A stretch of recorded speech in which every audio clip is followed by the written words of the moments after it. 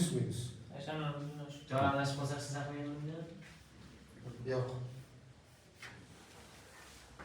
To'g'ri belgilab. Hech narsa qilmaydi, faqat imperiyoz teskari. To'g'ri belgilab ketsak bo'ladi. Tushunarli, demak, Q va E. Birinchi navbatda yana qiladigan ishimiz biz tenglamasini yozib olishimiz kerak. Q Z1. Kesuvchi kuch degan, kesuvchi kuch degan boya ishlaganimizda, demak, mana bu sterjin bo'ladigan bo'lsa, tepa va pastdan yo'nalgan kuchlarimizni Yuk bo'yicha treks oldik, o'shamiz bo'lib qolmaydimi? bo'ladi, lekin bu yerda hamma kuchlar ishtirok etmayapti. Demak, mana kesgan joyimiz boya biz mana tayanch reksi kuchlarida tayanchlarimizni qo'zg'almas qilib oldik, bilasizlar. Endi kesilgan joyda qo'zg'almas qilamiz. Mana. Demak, RA pastga bosyapti. Minusdan RA. Q tepaga ko'tariladi. U ko'paytirilgan nima bo'ladi? Q ko'paytirilgan Z. Yaxshi aytdingiz shuni. Z1. Bo'ldi. RA ga, ya'ni mana bu kesuvchi kuchdan masofa olinmaydi, faqat taralgan kuchdan tashqari. Taralgan kuchga olinadi. Lekin o'sha ishorasi momentga o'xshab olinadi ekanda. Aylanish. Endi eguvchi momentda tenglamasini yozamiz. Qo'zg'almas, RA pastga bosyapti. RA ko'paytirilgan Z1 bo'ladi. Endi mana shu joyda ham ishoramiz sal chalg'itadigan joyi. Minus olib keturaylik. Soat teskari.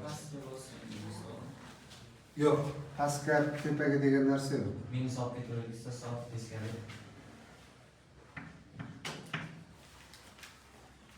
Bu adabiyotlarda shunday qonun aytiladi, demak, qozon qoidasi.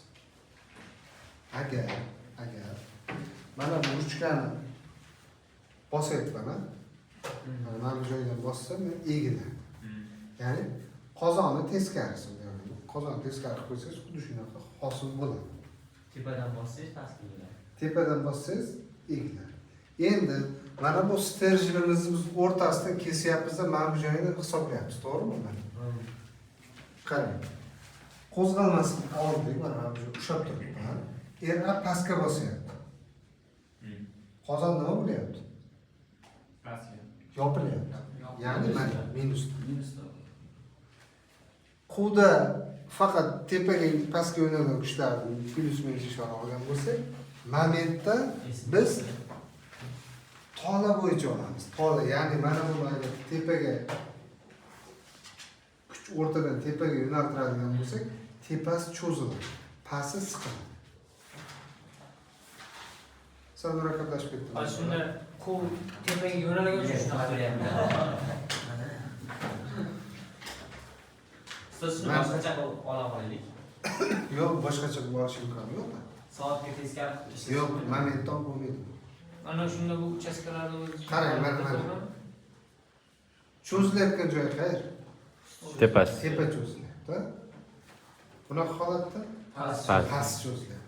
Agar tepa tola cho'ziladigan bo'lsa, minus olasizlar doim. Past tola cho'zilsa, plus olasiz. Tushunarlimi? Yoqar bunday bosgan ham shunday. Ushlab turibman, era pastga bosyapti. Mana sterjin mana bu shaklga keladi. Minus. Minusdan RA ko'paytirilgan Z1. Z1. Keyingisi u tepaga ko'taryapti. Ya'ni qozonimiz plus bo'lyapti. Mana qozon. Tushunarlimi? Plusdan Q ko'paytirilgan Z1 ko'paytirilgan xuddi boyagi ishimiz. Z1 taqsim 2. Masofasi. O'rtaga olgan kuchimiz. Endi shuni demak, mana biz Z joyiga 0 da yoki 7 ni ikkalasini qo'yib ishlasak bo'ladi. Birinchi uchastkamiz ketadi. 0. Minus yaramiz qolgan. Minusdan 139 taqsim 15. Bunda nima bo'ladi? Plus bo'lib ketmaydimi? O'zi minus bor. Yo'q. Keyingisi. Siz pastda qarang, minus era qilgansizda yo yo'nalishi to'g'rilanib ketdimi? Pastda minus era minus chiqib qoldi o'zi. Ha, o'zi minusida, to'g'ri aytdingiz, to'g'ri. Bu o'zi minusida, qiymatda ham minus, ikkalasi plyusovka. Endi qarang. 0 da ishlab oldik. Endi 7 metr masofada ishlaganimizda xuddi shuni o'zi bo'ladi. To'g'ri? Yo'q, buni ham qo'shdilar ekan. Demak, 139 taqsim 15 4 ko'paytirilgan 28. 28. 4 karakter 28. 28 butun 28 15. hisoblab qo'ygan. Xullas, necha chiqsa ham shuni yozib qo'ysalar bo'ladi. Momentimiz 0 dan bu 0 bo'lib ketyapti, bu ham 0 bo'lib ketyapti. To'g'rimi? 7 metr masofada. Sizlar menga hisob kitobda yordam qilib turinglar.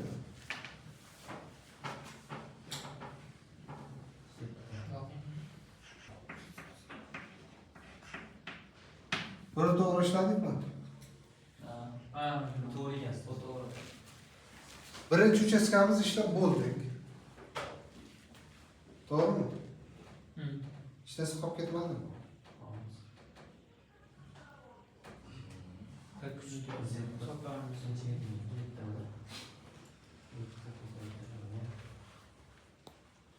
Qirq uchmi? Xo'p. Qaranglar, mana shu hisob kitob borku, uni o'zlaring ishlab olaverasiz. Kalkulyatorda, jo'rnalikda hisoblab olaverasiz. Asosan yo'nalishni bilsalaringiz bo'ladi. Endi eshitamiz. Endi nima ishimiz qoldi? Mana shu birinchi uchastkamiz tugadimi? Birinchi uchastka. Tugadi. Tugamadi o'zi aslida. Sababi nima? Doim taralgan kuch bor bo'lgan uchastkadagi epyuramiz, ya'ni momentning epyurasi yoki baravar yoki xullas egri chiziqdan hosil bo'lishi kerak. Biz hozir mana 0 metr va 7 metrdan hisobladik. Ikkalasini hozir tutashtirib qo'yadigan bo'lsak, misol uchun qarang, moment 0 dan 0 chiqdi. 7 metrda 2400 nechidir xullas mana bu yoqdan chiqdi. To'g'rimi? Tepadan chiqdi. Ikkalasini tutashtirsak mana to'g'ri chiziq bo'lib qoladi. Unaqa bo'lishi kerak. Unaqa bo'lishi kerak emas. Ya'ni yoki unaqa yoki unaqa. Egri chiziq bo'lishi kerak. Tushunarli? Uning uchun nima qilishimiz kerak? O'zi aslida buni agar programma yordamida ishlasangiz ham yoki bo'lmasa qo'lda misol qo'yishadigan taqdiringizda mana 0 ni qo'yib ishladingiz, 7 ni qo'yib ishladingiz, 1, 2, 3, 4, 5, 6 har bitta qiymatni qo'yib ishlagan taqdiringizda unda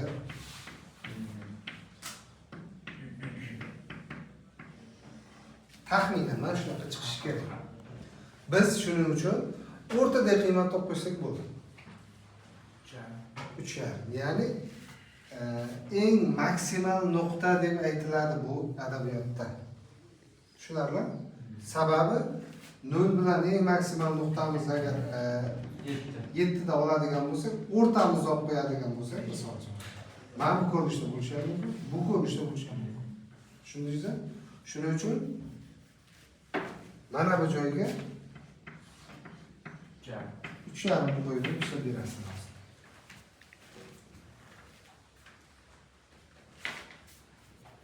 670 taqsim 15 mi? Yo'q, 25 ham 670 butun 125 ham. Shunaqa chiqdi. Birinchi uchastkamiz ketdi, endi ikkinchi uchastkamizni ishlaymiz. 93 butun chiqartamiz. Shunaqa chiqadi. Xato ishlaymiz. Qarang, ikkinchi uchastkani mana bu yerda kesyapmiz.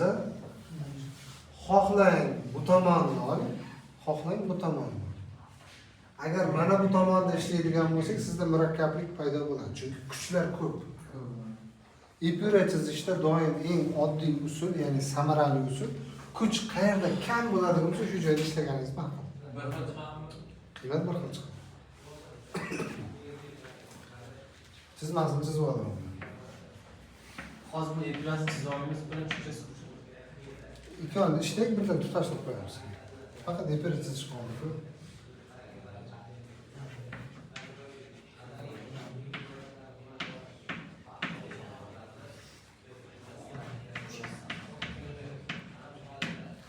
Chiqamadi boshqa. Chizmamiz mana shu. Erbi mana boshqa narsa yo'q.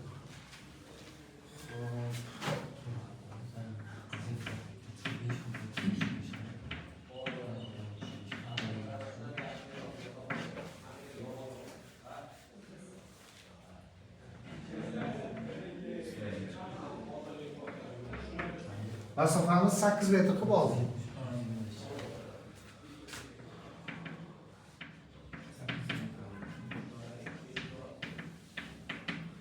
Qum Z2. Ya'ni mana kesilgan nuqtaga nisbatan moment ishorasi qanday bo'ladi mana? Moment ishorasi. Musbat bo'ladi. Musbat bo'ladimi?